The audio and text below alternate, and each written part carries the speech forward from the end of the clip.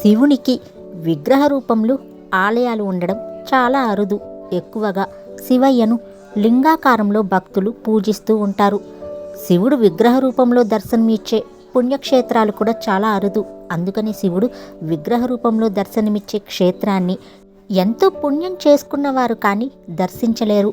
అటువంటి విగ్రహ రూపం ఉన్న క్షేత్రం, అది శివయ్య తలకిందులుగా ఉన్న క్షేత్రం ఒకటి ఉంది. శివుడు తలకిందులుగా దర్శనం ఇవ్వడానికి ప్రాముఖ్యంలో ఒక కథ కూడా ఉంది. ఇక్కడ శివుడు తలకిందులుగా దర్శనం ఇస్తూ ఉంటారు.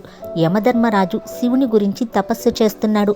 ఆ సమయంలో శివుడు కూడా తలకిందులుగా తపస్సు చేస్తూ ఉంటే పార్వతీదేవి పసిబాలుడైన సుబ్రహ్మణ్య స్వామిని ఒడిలో లాలిస్తూ ఉందంట. యముడు శివుని కోసం తపస్సు చేస్తూ ఉండగా వెంటనే శివుడు విని ఉన్న పలంగా శివుణ్ణి ప్రత్యక్షం కమ్మని అడిగాడు. యముడి కోరికను మన్నించిన శివుడు సతీ సమేతంగా యథాస్థితిలో ప్రత్యక్షమయ్యారని స్థానికుల కథనం. ఈ దేవాలయం, అందులోని విగ్రహాలు వందల ఏళ్ల కిందట ఓ తవ్వకాలలో బయటపడ్డాయని అక్కడి వారు చెబుతూ ఉంటారు. అంతేకాదు, ఈ విగ్రహాలు త్రేతాయుగం నాటివని ప్రసిద్ధి. యమధర్మరాజు జీవులను, కాలం చెల్లిన ప్రాణులను నరకానికి తీసుకుని వెళ్లే పని మీద విరక్తి చెంది తనకు మోక్షం ప్రసాదించమని శివునికి తపస్సు చేస్తాడు.